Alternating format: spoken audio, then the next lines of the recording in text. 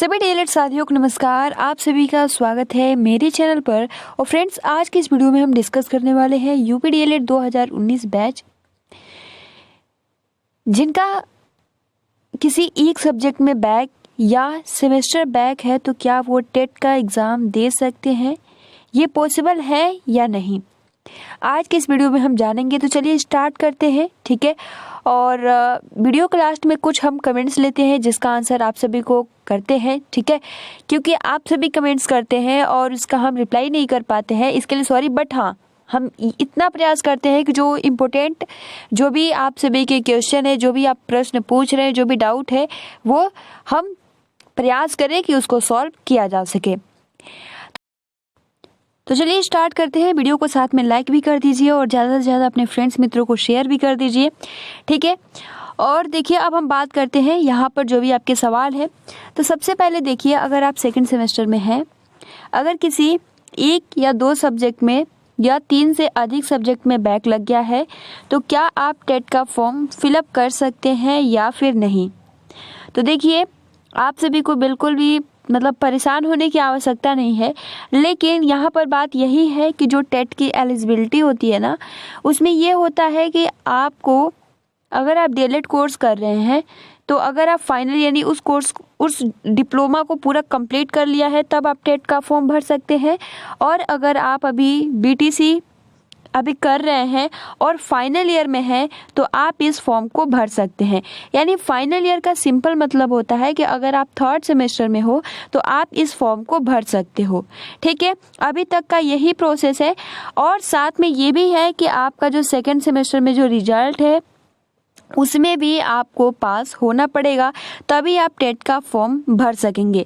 लेकिन अभी देखिए, आप सभी को बिल्कुल भी परेशान होने की आवश्यकता नहीं है। अब आप ये कहेंगे तो क्या हम टेट से अब हम इस फॉर्म को नहीं भर पाएंगे।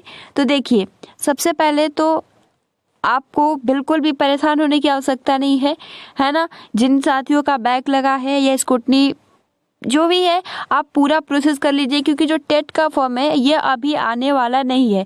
क्योंकि आपने देखा भी होगा कि 3 बार प्रस्ताव भेजा जा चुका है, लेकिन शासन की तरफ से अभी कोई भी टेट से रिलेटेड कोई भी शासनादेश जारी नहीं किया गया है। तो जो टेट का फॉर्म है वो आप खुद एक बार ये लगा लीजिए ना कि जून से जुलाई में टेट का जो फॉर्म है वो आएगा, ठीक है। तो यहाँ पर मैं आप सभी को बता दूं, जो टेट का फॉर्म है वो साल में हर बार टेट आता है, ठीक है। आप इसको अप्लाई कर सकते हो, कोई दिक्कत वाली बात नहीं है। लेकिन आपको जो अपना सेमेस्टर है इस पे ज़्यादा से ज़्यादा फोकस कीजिए, आप टेट में शामिल हो जाएंगे।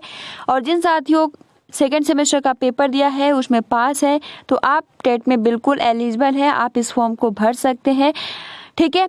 क्या इसमें अभी चेंजेस हो सकते हैं तो इसके लिए आप सभी को नोटिस का इंतज़ार करना होगा, ठीक है। लेकिन अभी तक की यही प्रक्रिया है कि अगर आप डीएलएड अभी कंटिन्यू है, चल रहा है, और अगर आप थर्ड सेमेस्टर में हो यानी फाइनल ईयर में है तो आप इस फॉर्म को भर सकते हैं। लेकिन आपको क्या करना होगा, सेकंड सेम में भी पास होना ज़रूरी है, ठीक है। तो आई होप कि आपको समझ में आ गया होगा। और जैसे कि मैंने बता ही दिया दूसरा क्वेश्चन कि टेट कब तक आ सकता है, यानी जो यूपी टेट है, ठीक है।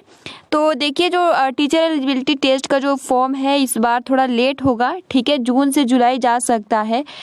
तो यहाँ आपको इतना वेट करना होगा। तो अभी जो अपनी तैयारी है वो स्टार्ट आप जारी रखें, ठीक है। अब चलिए हम कुछ कमेंट्स ले लेते हैं, ठीक है। तो गाइस देख सकते हैं, इनका सवाल है कि अगर किसी 6 सब्जेक्ट में बैक लगा है तो क्या उन्हें क्या करना चाहिए, इस पे ये पूछ रहे हैं। सो फ्रेंड्स देखिए, अगर आपके 6 सब्जेक्ट में बैक लग गया है तो फिर से आपको पुनः उस सेमेस्टर का एक बारी पेपर देना होगा। यानी आप सिंपल कह सकते हैं कि आपका सेमेस्टर बैक लग चुका है, ठीक है। और भी कुछ कमेंट्स हम ले लेते हैं, जैसे कि थोड़ा नीचे स्क्रॉल करते हैं जो इम्पोर्टेंट्स है, ठीक है। तो यहाँ थर्ड सेमेस्टर से रिलेटेड यहाँ पर देखिए, इनका सवाल है कि अगर मेरे मैथ में 10 नंबर है, ठीक है, तो क्या हम स्क्रूटनी का फॉर्म डाल सकते हैं। तो जी हाँ, आप बिल्कुल स्क्रूटनी का फॉर्म डालिए, ठीक है, और बढ़ भी जाता है। उसके बाद देखिए यहाँ पर, जैसे कि 2019 बैच आने वाली शिक्षक भर्ती में क्या शामिल हो पाएंगे या फिर नहीं, इसके लिए सेपरेट वीडियो।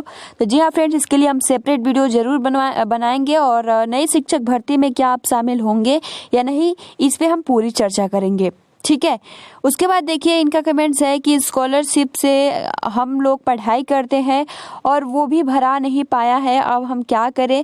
तो देखिए बिल्कुल भी परेशान होने की आवश्यकता नहीं है, जो डेट है वो बढ़ाई जाएगी, ठीक है। क्योंकि अगर हम कहें ना तो डीएलएड के ऐसे बहुत सारे 100% में से 70% ऐसे प्रशिक्षु हैं जिन्होंने अभी तक अपना स्कॉलरशिप का फॉर्म नहीं भरा है। उसके बाद देखिए, क्योंकि बहुत सारे कॉलेज वाले कह रहे थे कि जब तक आप रिजल्ट नहीं आ जाता है तब तक आप अपना जो स्कॉलरशिप का फॉर्म है अगर आप उसको भरते भी हैं तो उसका कोई मतलब नहीं है, लेकिन ऐसी बात नहीं है। देखिए, क्योंकि अगर आप उसको फॉरवर्ड करवा देते हो तो जब करेक्शन की डेट आती है तो उसमें सही करवा दी जाती है ना। यहाँ पर देखिए और भी कुछ कमेंट्स है जिनका ये पूछना है कि स्क्रूटनी फॉर्म भरने के बाद हम लोगों को अपनी कॉपी दिखाई जाएगी। तो देखिए इसमें आपको आपकी कॉपी नहीं दिखाई जाती है। प्रोसेस ये होता है स्क्रूटनी फॉर्म का कि आपको अपने कॉलेज से कांटेक्ट करना होगा, ठीक है। स्क्रूटनी फॉर्म का जो रुपए लगता है 100 रुपए लगता है। पहले क्या था कि इसको आप ऑफलाइन भरवा सकते थे, लेकिन अब ये ऑनलाइन हो गया है क्योंकि जो पीएनपी का गाइडलाइंस आया था 2 फरवरी को, उसमें चेंजेस हुए हैं। यानी अब आपको डीडी बनवाने की आवश्यकता नहीं है और बहुत ही अच्छा हुआ, क्योंकि देखिए डीडी बनवाने के लिए बहुत ज़्यादा इधर उधर घूमना पड़ता है, लेकिन अब ओनली आपको 100 रुपये देना होगा। और जो स्क्रूटनी फॉर्म भरा जाएगा इस बार ये ऑनलाइन भरा जाता है और इसमें आपको आपकी कॉपी नहीं दिखाई जाती है, ठीक है। यानी ये जो डाइट पे पुनः आपकी कॉपियों को निकाल कर ये देखा जाता है कि कोई अंक काउंट करने में छूट तो नहीं गया, या फिर ऐसे क्वेश्चन को देखा जाता है जो गलती से चेक नहीं हो पाए, ठीक है। उन प्रश्नों को पुनः चेक नहीं किया जाता है जिनको पहले से ही चेक कर दिया गया है। तो ये स्क्रूटनी का नियम होता है। एंड यहाँ पर देखिए इनका भी यही सवाल है कि अगर हमारा 5 नंबर तक बढ़ जाते हैं तो क्या हम स्क्रूटनी के लिए मतलब इसको अप्लाई कर सकते हैं। तो जी हाँ, बिल्कुल अप्लाई कर सकते हैं। तो बहुत सारे कमेंट्स हैं, तो हम नेक्स्ट चलिए इनका भी ले लेते हैं। इनका पूछना है कि जिसकी 3 में बैक है तो क्या वो टीचिंग किस सेमेस्टर की करनी होगी।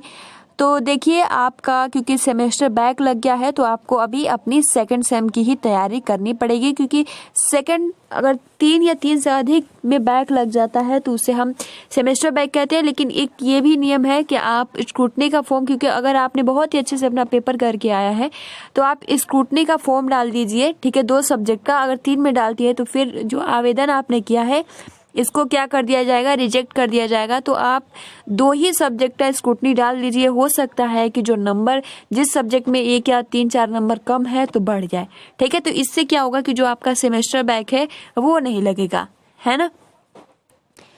एंड यहाँ पर देखिए स्कॉलरशिप का डेट बढ़ेगा या नहीं, तो जैसे कि मैंने अभी बताया, ठीक है। इनका कहना है कि पहले आप बैक वालों का क्लियर होने दीजिए, ठीक है। तो हाँ, क्योंकि जायज़ सी बात है, जिनका बैक लगा है वो भी परेशान है और ये कह रहे हैं कि गलत तरीके से। तो इस बारी का जो रिजल्ट है ना, हर एक प्रशिक्षु का यही कहना है कि हमारा जो कॉपी है अच्छे से चेक नहीं हुआ है। तो एक तरीके से बिल्कुल सही, क्योंकि आपने देखा भी था कि कॉपियों को पुनः चेक करवाया गया था। पहले कैसे चेक हुआ था, उसके बाद चेक करवाया गया, उसके बाद भी ये परिणाम आप सभी को देखने को मिल रहा है। आपने देखा भी था 4th सेमेस्टर का जो एग्जाम हुआ उसमें भी पेपर लीक हुआ। तो इस तरीके से आप देख सकते हो कि परीक्षा करवाया जा रहा है, ठीक है, पेपर लीक करवाया जा रहा है और उसका जो पेपर लीक हो रहा है, फिर जिनका बहुत ही अच्छे से मेहनत किया उन्होंने अच्छा पेपर दिया, फिर क्या करवा दे रहे हैं, लीक करवा दे रहे हैं।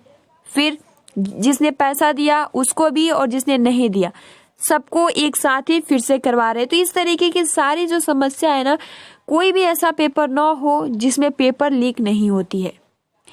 तो अब हम लोग क्या ही कर सकते हैं, आवाज उठा सकते हैं, है ना। सो फ्रेंड्स, आज के लिए इतना ही रहने देते हैं। अगर कोई भी आपके डाउट रह जाते हैं तो आप कमेंट्स बॉक्स में पूछ सकते हो। तो मिलते हैं नई इन्फॉर्मेशन के साथ। Thanks for watching, take care and best of luck.